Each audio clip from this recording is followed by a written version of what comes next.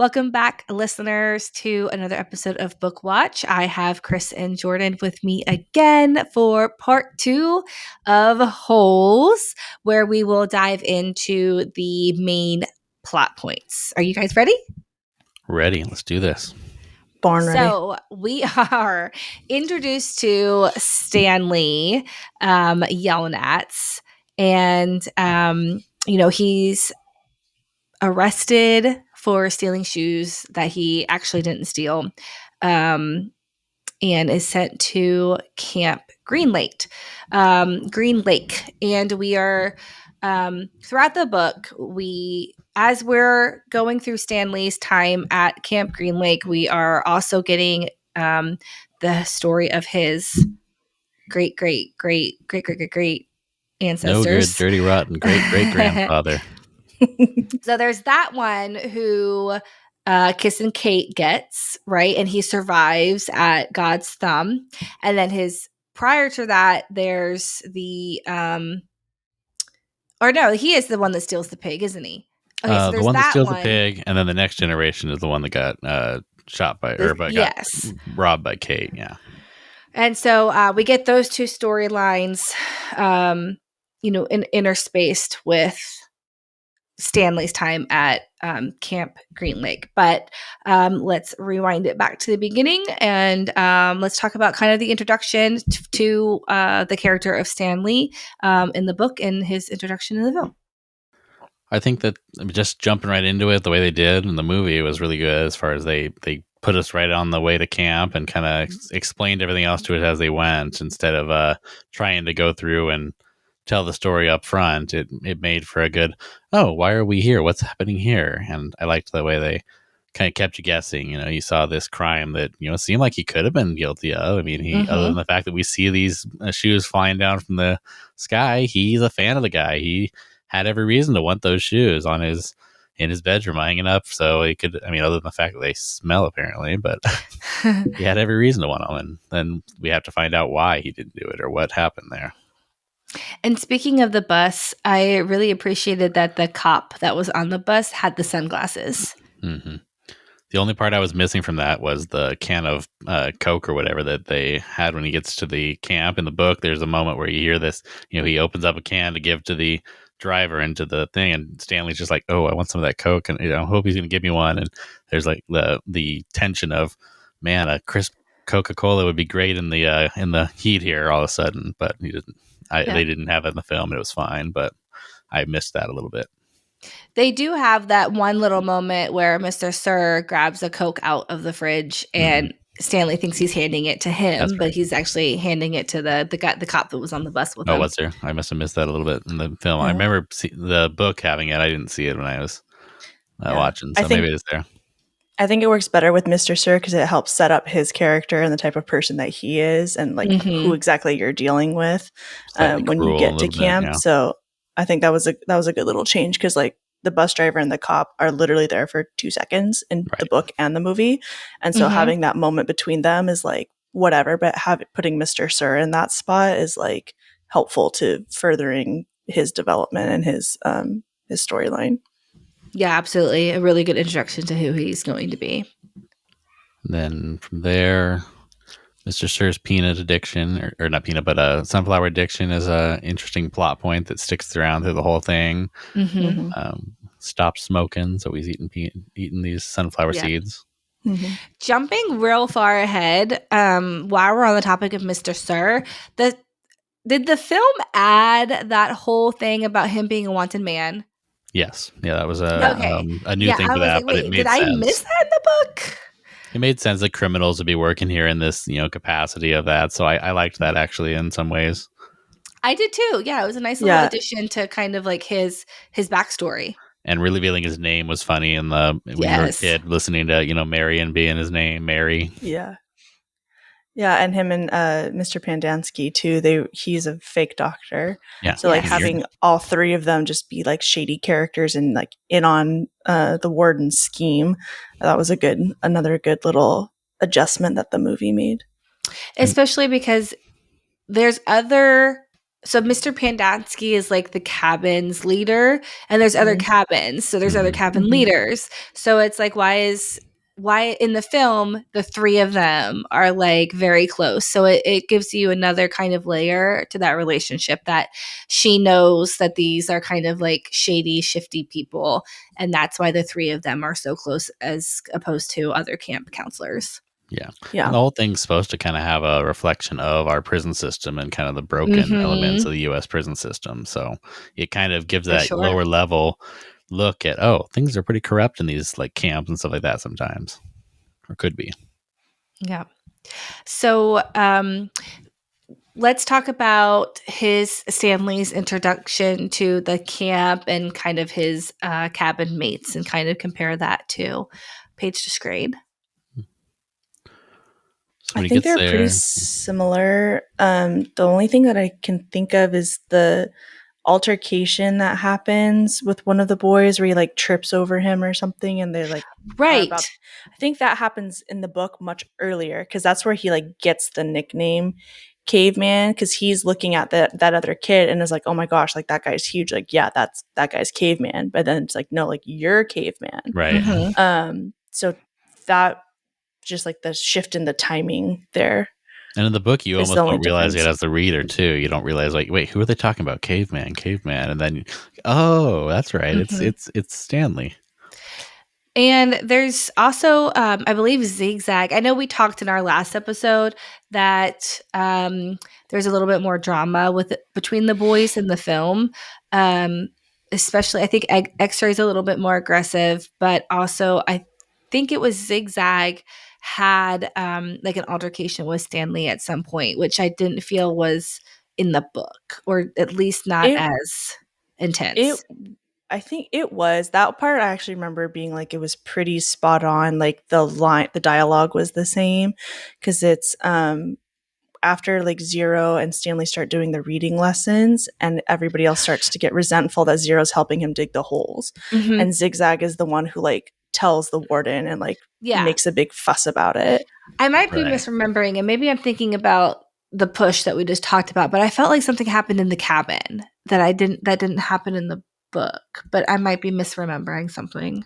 And it might have just been a thing they felt was unnecessary to get the point across, and that made sense. I think I got the point either way, that they have a hierarchy in this setup, and they don't like when somebody makes any change to the way things work around here. Yeah, they make a point in the movie and the book to explain that X-Ray is kind of the leader of that cabin, and he dictates where in line you stand for water. Yeah. And so like if he is cool with something, then it's fine, and if he's not, then the other guys kind of do whatever he says, and it becomes a problem for everybody. Right. The circle time where they're talking about like the crimes that was committed by certain individuals, being like, one of them stole a puppy because it was a criminal activity to sell a puppy for $1,000. I'm like, yes, it is. You're right. You should not have gone to jail for that. Yeah, and I that's what I like about Camp Green Lake. Like, these are kids, so it's not like they're not going to jail. They're going to this place to dig holes and build quote build character unquote. Should we continue along Stanley's kind of story arc and then kind of backtrack to the other two stories we get? Yeah, if nothing else pops up, let's just go through that. Yep. So I guess we can kind of skip ahead to when him and Zero become close and he teaches them how to read, unless there's something you guys want to talk about that happens before that.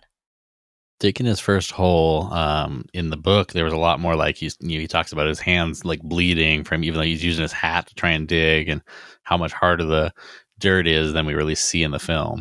That was interesting. And the idea that the first hole is the hardest is said to him in the movie and the book, but then in the book they've got every day someone says the second hole is the hardest, the 18th hole is the hardest.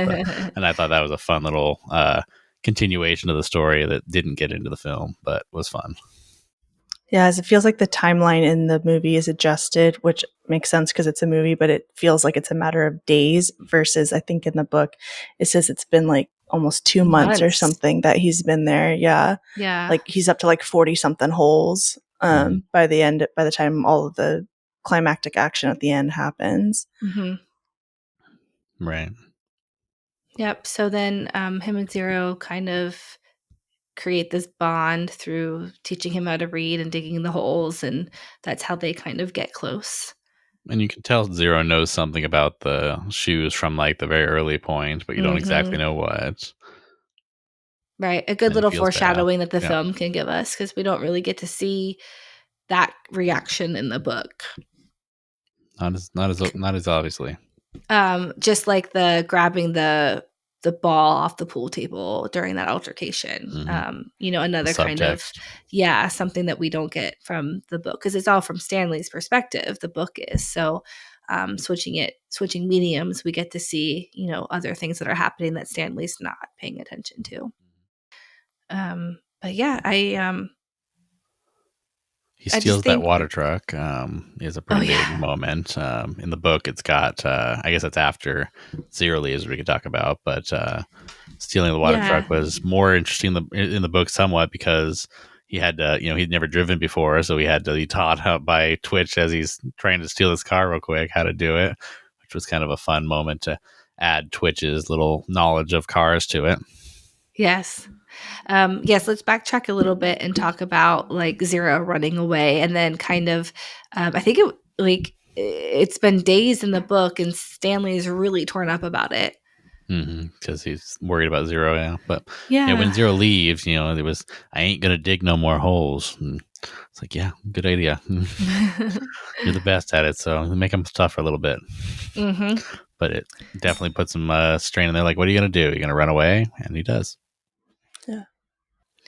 Yep. And then Stanley decides to leave and go find him. And he's, going around the desert, and he finally finds him underneath the boat, Sam's boat. Which is a good little connection back to the past. Absolutely. And the onions and the peaches, sploosh, if you will. Yeah. That was gross and kind of awesome that they were still preserved in there. Like, oh, that must be fermented as can be. Yeah. Gross by now. Some of them not. No wonder Zero got sick. Yeah. Right. Ugh. 100 years later. And they made those, the bottles look so bad. Like, they're just caked with dirt. But if you're desperate after being out there, especially as a homeless kid who just had to find food wherever he could in the past, it was. And it's peaches, so it's sweet. Yeah. It's not like it's, beans. Right. Yeah. Like they said, it tasted good still. So it's like, I think like at that point, if your options are eat something that is probably not awesome and not going to merge with your stomach well or die, you're going to eat the sploosh, and it's just you hope for the best. Fair. Okay, and so now the climax of the film is them realizing that they're by God's thumb, and Stanley recognizing that from his grandfather's story, great-great-great-grandfather's story. And they hike up the mountain, and we'll get to this in a little bit, but of course this is the breaking of the curse, because a Yelnats is carrying a Zeroni up the mountain and singing the song. Yep. And again, a little bit more dramatic, I think, in the movie than the book, with like them almost falling, and then Zero rolling down, and there was a little bit of it, similar stuff. So it all flowed and made sense in some ways. Exactly. I like the idea that the lake, when it was full, would have been that big ledge they had to climb up, would have been where the edge of the lake on that side would have been. So there was no cliff at the time. It was just Sam's onion field right there on the edge of the water. But knowing that they had to get all the way up this wall, this rock climbing wall, to get to that, made it a little more of a effort on their part in this case, and it was interesting to think about. Yeah, the whole scene is definitely very dramatic. You have like the Eartha Kitt talking and repeating the prophecy over the background. It's so mystical, even though like it's just a couple of kids climbing up the mountain, but it's like, no, this is really intense mysticism and spookiness, almost climbing up the mountain and fulfilling the prophecy. Yes, and I wanted to comment on the onions themselves, and just like how massive they were. That whole kind of like set was just really well done. Even and like you can tell when they cut to like real rock climbers and then cut back to the actors themselves. Right. But yeah, the whole set was just really cool, climbing up the mountain and then finding this magical onion field. And then I just want to know what those onions tasted like, to live on those for days. Apparently they were sweet, and I mean, they apparently save you from all sorts of stuff. They heal. It had all sorts of healing properties, according to Sam. Yeah, I thought it was really cute when Stanley tells Zero, he's like, it's an ice cream sundae, like just eat it. Like we're literally starving to death right now. It's an ice cream sundae. Just the way they all the way up the mountain, they're talking about the ice cream sundae they're going to get at the end, and then he gives it to him. Yeah, and it felt like, yeah, of course, a couple of teenage boys, like, yeah, they just want an ice cream sundae, and they've been trapped at this camp with their disgusting camp food, like prison camp food for however long at this point, and like, yeah, I just want an ice cream sundae. And when you're this close to starving to death, onions are an ice cream sundae, so just enjoy it. Yes. There was also the callback in the lunchroom where the Mr. Sir is fighting over, I didn't order any onions, I don't want the onions, or whatever. It was the callback to the future of, these onions will save your life here. Oh yeah. I want to switch timelines now that we just talked about Stanley and Zero going up the mountain and breaking the curse. The curse itself started many, many years ago with Madame Zeroni and the guy that's in love with this girl, and the other guy wants to marry her, and he's got a pig and he has nothing, so she tells him to carry the pig up the hill every day and drink from the lake and sing the song, or drink from the stream, sing the song, and then when that's all said and done, you have to carry me up the mountain and sing, let me drink from the stream. And again, like all these flashbacks are happening throughout the film, so that we get the full story at the end of the film. But talk to me a little bit about what you guys thought of seeing these flashbacks kind of build throughout the film. That original story was had a little more of the depth in the book of like, oh, he's this woman's a person who he just enjoys talking to and hanging out with because she's one of his mentors here. So you get a little more of the understanding why he's going talking to Madame Zeroni. But I feel like it definitely told the story pretty well there and gave you a little snippets that led us to understanding in the end. So I appreciated it. I thought the airhead girl was very much an airhead that you're like, oh yeah, I can see why you'd just leave once you notice that. But why did you not ever have a conversation with her before, I wonder? But yeah, I liked it. I liked the contrast in the two love stories of like the great pig stealing grandfather Elia Yelnats, like having to work so hard to win this girl's affection just for her to be like, oh, I don't know, maybe like whatever, like just being an airhead, versus Sam and Kate, and like both of them just like being so like overly generous to each other with their time and their energy and their talents, and like that like mutual respect that Kate and Sam had for each other, versus Elia doing all of this work, carrying this pig up the mountain, making this deal with Madame Zeroni just for this girl to be like, you're not that special, like doesn't appreciate the effort that he went through and doesn't recognize like how he cares for her, that he's willing to do all of this stuff. So I thought that contrast in love stories was fascinating, and especially again for an audience of younger readers, like showing a younger audience this is what real love looks like versus this is what like fake temporary like infatuation looks like, and kind of teaching a young kid like how to tell the difference between the two, and what are the green flags and what are the red flags and what to look for.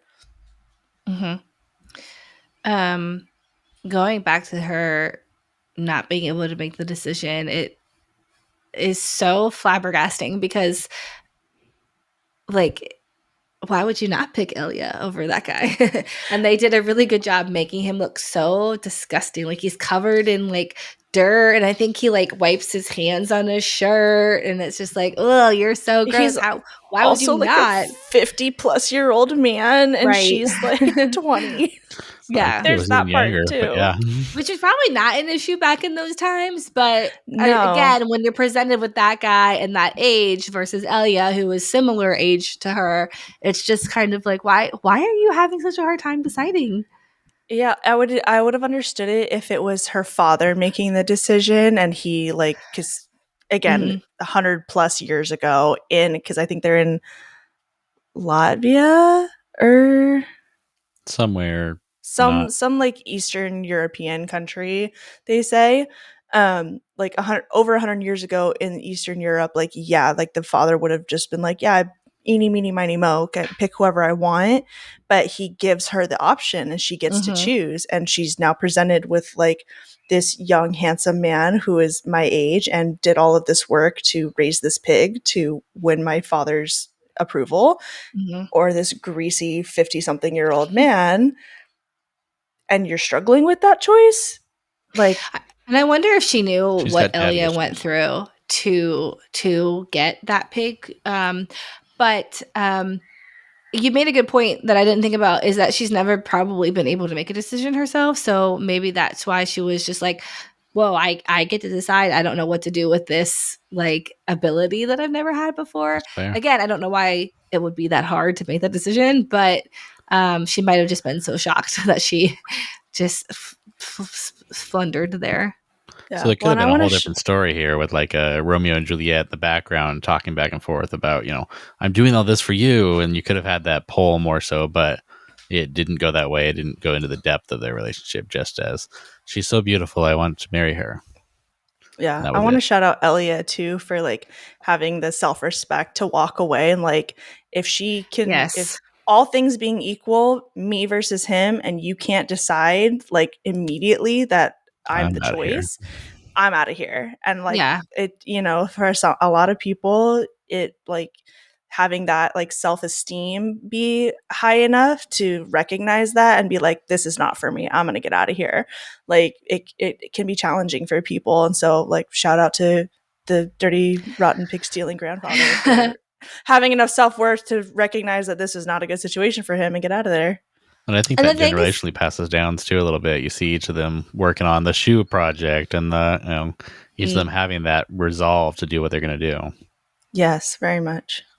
Going back to her decision, in the film, when he grabs her, like he wins and he grabs her, the other guy, she does look disgusted. Like, and it's just like, what? Why are you disgusted now? Like you could have chosen the other guy. Yeah. So it just doesn't make sense. And like I don't think they go into all of that in the book. So I think that might be the one flaw the movie might have over the book. One thing the book did one extra step of the book that didn't come across in the movie, I don't think, was he was supposed to carry the pig up the mountain one more day. And he chose not to, so that way he could take a bath to be presentable for her. And that's why if he had taken the pig up one more time, his pig would have outweighed the other guy's pig, and he would have been the clear winner. And so like he didn't take that extra step. He shorted himself. He didn't make that last effort. And that's where he got into that situation. And so again, like that lesson for a young audience, like follow through all the way to the end. Don't like half-ass it and do half the work. Like if you want something, you got to work for it, and you have to take all of the steps together. You can't cut corners and cheat your way through things. Or you'll be cursed forever. And your grandchildren will be cursed. Eternity. Yeah. The fact that Eartha Kitt plays the character in The Emperor's New Groove, the what's her name? Irma? Yzma. I looked at that, and I'm never going to be able to hear that again. Her voice in there again without hearing Yzma. Yeah, weird. Also a good film. Also very quotable. Oh yeah. Yes. Okay, so any other comments on this storyline? It definitely wrapped up well. I think they paid that one off well and got us all the way in and gave the hints to the future a little bit. Yeah. So then let's move on to Kate and Sam, and then we can kind of tie all the storylines together. So Kissin Kate was not always Kissing Kate. She was a school teacher in a small town, and Sam sold onions and started fixing up the schoolhouse. And as he was fixing up the schoolhouse, they sort of fell in love. However, their love was forbidden in that time. And unfortunately, their kiss was witnessed, and the town's people kill Sam and his poor little donkey. And that starts Kissin Kate. And the reason why she becomes Kissin Kate is because the sheriff. Sam is murdered because he kissed her, and the sheriff asks for a kiss, and she goes back the next day, gives him the kiss, and shoots him. So that becomes her shtick. And I think a big part of the whole thing happening in the first place in that way was that the rich son of the owner of the land got rejected from her first. So it may not have been an issue if she hadn't rejected him. But because that element happened, the rich kid wanted what he wanted and never been said no to before. So he caused all this issue because he had control. It's pretty established in the book that Sam is well known and well liked by everybody in the town. Everybody loves buying his onions, and he makes little concoctions like, this will cure your baldness, this will cure your stomach ache, and it's like everybody knows who he is, everybody likes him. Like, he's not like some outcast other than the fact that he's black and everybody else is white, but which is a big deal. Again, we're talking about 100 years ago in Texas, so it is a big deal. But other than that big thing, like, everybody's cool with him, everybody's fine having him around. He's not like rejected by his little society. People go to him and the doctor for medical advice. Yes. And even this rich guy, Walker, I think, Trout Walker, which what a name. He like doesn't really bother Sam that much until Sam gets involved with Kate, and he gets jealous and upset. And then his solution to get Kate to like him is to burn down her schoolhouse and kill Sam. Which, I don't know about you guys, I think that's a great plan to get somebody to like you, is to destroy their place of work and harm somebody that they actually do like. Going back to just spoiled rich kid, is that it's a temper tantrum. He's having his little temper tantrums. He's not thinking this will get me to like her. He's just acting out in jealous, in a jealous rage. Yeah, totally, exactly. And the fact that he burns down the schoolhouse, like, I'm sure everybody knows Sam's the one that made it the way it is. You know, he fixed it up. I thought the moment when, after all the fixing up the school was done and she's sitting there crying, you're like, wait, the roof's leaking again? For a moment, and then it ends up just being her tears. I thought that was a good visual leading into him coming in and fixing that too. Yeah, I think I mentioned it before. I don't remember if it was last week or earlier in this episode, but I love Sam and his, like, I can fix that. Because that's just all I ever want, is like, I have a problem, I can fix that. And just like, even if you can't like hit her crying and her being upset, like, there's nothing for him to do, but he cares and he's there and he's supporting her. Like, that's enough a lot of the time. And nobody else around her really cares about her as a person. They objectify her, and like, she's just like, you know, to quote Princess Jasmine in Aladdin, she's like some prize to be won, and nobody really cares about who she is and what her interests are and what she cares about, except for Sam. And that is real love. That is what real love looks like. That's fair. Yeah. So after she becomes Kissing Kate Barlow, Stanley's great whatever grandfather actually has a run-in with her. So that is kind of how all of the storylines are coming together, because of course the Elia storyline is the beginning of the curse, and the Kissin Kate Barlow, all of his fortune is stolen by Kissin Kate. And then that's how we get the God's Thumb, which then saves Stanley and Zero in our current timeline. And then, of course, okay, so now we go back to the camp, right? Because they go back to the hole to finish digging because we didn't talk about it earlier, but the artifact that was found, and he gave it to X-Ray. X-Ray saved it for the next day, and they were digging holes in a different location. So Stanley and Zero go back to their original location where he found it. And I liked in the film that they had that boulder, and they zoomed in on it when, like, that day he found it. Foreshadowing. Exactly. And it keyed us in, like, we know that's how he knew where the hole was. But they find the treasure box. And then this is kind of where the climax happens because they get caught, but the lawyer has come to get Stanley, and she shows up as they're in the hole. But we've never mentioned the yellow spotted lizards before. Almost a bigger character than some of the others we've talked about. I know, and we should have talked about them in the last episode because they look a little different than they're described in the book. In the movie, they basically just have the yellow spots. But in the book, they also have red eyes and like a white tongue and black teeth or something. And the spots are not supposed to be visible from afar. You only see them if you're close enough to be close killed, enough basically. To get bit. Yeah. But yeah, so the hole is filled with these lizards. So nobody wants to go in there.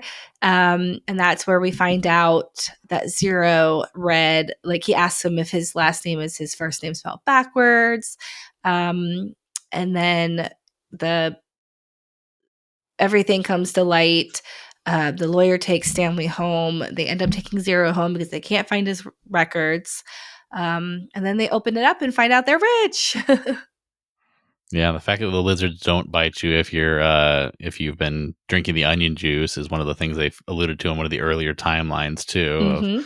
Of Sam's talking about lizards don't like my onion juice, and then they were eating his onions. So that's why they were safe in the hole, even though nobody else could survive it. Kate kills herself with one when she is in her climax point where she's just buried the treasure, and now Trout and his new wife, or his wife that married him for the money, is broke and coming back trying to get rich. And that's where we get the warden's great grandfather, who she's stuck with, that story of hate, the rest of their story. Mm-hmm. Yeah, and I don't think we mentioned it, but there's like two curses in this story. There's the curse of Elia and Madame Zeroni, and then I feel like, not that it's like magical, but like Kate kind of puts a curse on Green Lake. When Sam dies, it never rains again, and that's why the lake has dried up. And then as soon as her last treasure is found and they like kind of solve the mystery of what happened to Kate, it starts raining in the camp. Like all of the loose ends get tied up, and it's a nice happy ending for everybody. Yes. It would have almost been nice, though, if there had been something Zeroni in that middle timeline, too. If, like, Sam was related to Zero somehow. That almost would have connected them all more. That. But like, it would have been even better if, like, Kate and him had a child and, like, that survived everything, and that was Zero's grandmother or great-grandmother, and because it really would have tied things closer and closer together. Yeah, because it's said I think in both, that Madame Zeroni has a son in America. And so that's where she tells Elia, like, after you carry me up the mountain, go to America, meet my son, and he'll help you like get started over there. Yep. And he just skips the mountain step and goes straight to America. Yep. Unfortunately for him. And that is a good point about the second curse. Yeah, I like that idea. Yeah, definitely. Because it had rained until the moment they all that they find the treasure, and they all get what's coming to them. I thought that was a nice change too. In the movie, it starts raining, like, and we like the audience and Stanley are still at camp. So Stanley and Zero get to like be with the boys and like be like, getting this like healing downpour upon them and the land, and like everything's gonna be okay. Versus in the book, it was more of like an epilogue moment, like after Stanley and Zero leave with the lawyer, Camp Green Lake gets its first rain in 100 years, like after the fact. So I thought that was a nice change that they get to experience that with the other boys that they've grown close with, and they all get to have that moment of like feeling redemption a little bit. The redemption and like we're free, like all at the same time. Mm-hmm. Yeah, it was a good visualization of the curse breaking. Now you mentioned the epilogue of the book, and we can get into that. So it all kind of accumulates in this epilogue, and in the book he says, I'm not going to go into details. I'm going to give you this one scene, and then you can fill in the holes from there. But basically, it is the Zeronis and the Yelnats and the baseball player and his wife. And there's a new commercial. They have figured out the solution to the stinky feet. And it was a combination of onion and peaches. Haha. And they have named it Sploosh after Zero's nickname for the peaches. And it's kind of just like the happy ever after. And I thought that was a really fun representation of the epilogue that the movie did. I liked how it did it really well. Yeah. I really like the movie too. Like it's showing the curse being broken in all these different ways all at the same time. Like dad figures out the combination of onions and peaches for Sploosh, and then him and mom get to do their little I don't smell anything dance. And that was really cute. And then at the same time, like they find the treasure. So now they're all rich. And then like, because like breaking the curse happens when they're climbing up God's thumb. And that's like a day or two before like the boys are in the hole with the treasure chest. So in that time, so the curse is broken. We discover Sploosh. We can get a patent lawyer. The lawyer goes to help Stanley. Yes. And so then everything all gets tied up at that point in the background while the boys are hiking back across the desert. And I love that the peaches falling into the container right at that moment was entirely an accident. It was his dinner he was trying to set down while he was working at his thing, and it falls in, and wait, what just happened? It worked. It worked. Yeah, the luck broke the curse, and the luck changed right away. Exactly. There is one character in the book from the book that isn't in the movie that I noticed. I forgot about.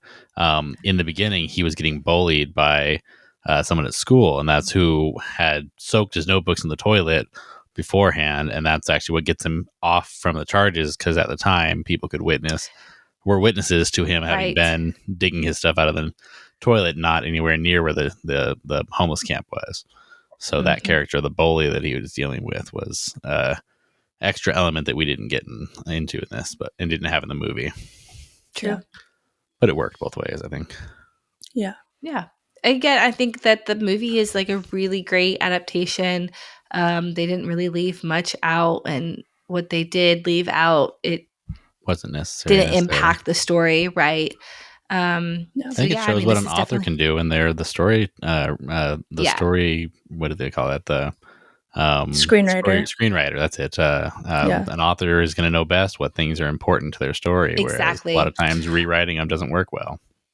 A lesson that every single adapter should learn and use. Like, please just let the authors be the screenwriters, or work closely with them at least. Because not every author that writes a book can write a screenplay, but as long as they're in the writing room with them and like they're working closely together, and the author has an input on what can be cut or what can be added, like they are the ones that know their characters the best.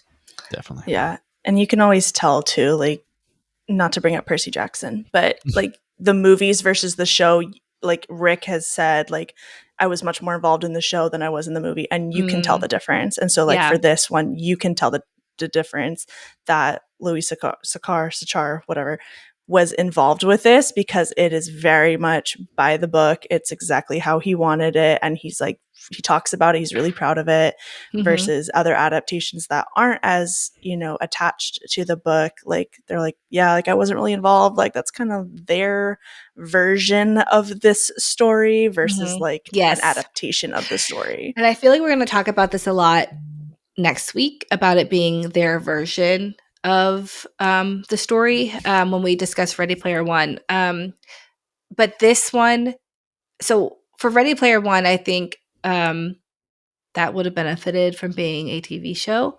And I feel that way a lot about books being turned into live action. I always think a show is going to give you more time, but this is one example that a movie worked really well. Again, we talked about last week that it was only 4.5 hours of audiobook. And that helped a lot, yeah.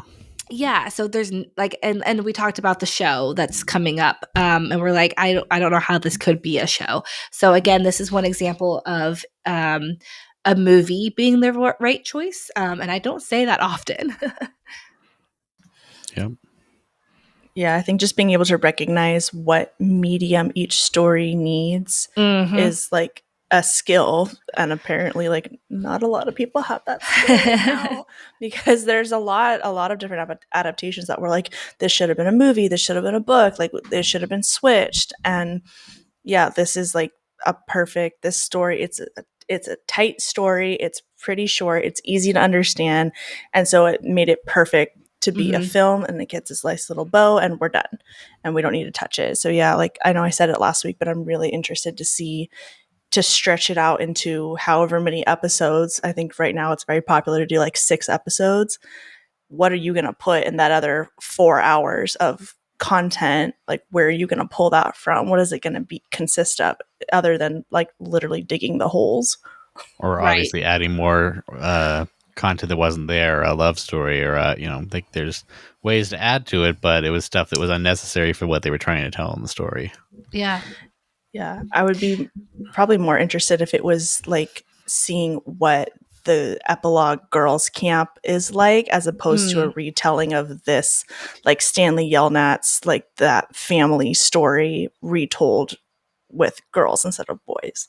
Yeah, I love the idea of a Camp Green Lake girls camp as the next story. That would be fun, but retelling this one with a gender swap just doesn't really appeal to me that much. Yeah. Even if it was another movie gender swapped, like I think that could be fun. But like just what are we going to do with the 4 extra hours? I can see more. Like I can see the Kate and Sam storyline being fleshed out a little bit, and I can see Elia being fleshed out a little bit. But again, that gets us maybe like, another hour. So it's just a lot. I just don't know what they're going to do with this. Yeah.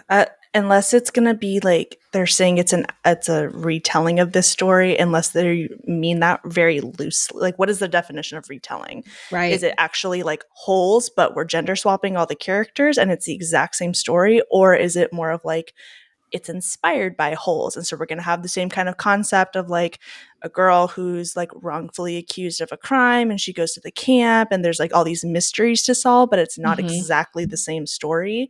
Then maybe that could work, because you have like a new story to tell and new like mysteries to solve, and like that newness could create opportunity to like expand what we're talking about. But if it's literally just the same story, I'm nervous about what else they're going to possibly put in there. And that's a big problem with all the sequelizations right now, or anything like that. Is there, what do you tell? Are they telling the same story again in a different way in order to cash grab, or is it actually a earned story in this case? Well, and so like for like Harry Potter, I'm excited because they did films first, and I think like the first couple were fine, but as we got into the later books, again, a series can just do the book more justice. There's just more time. But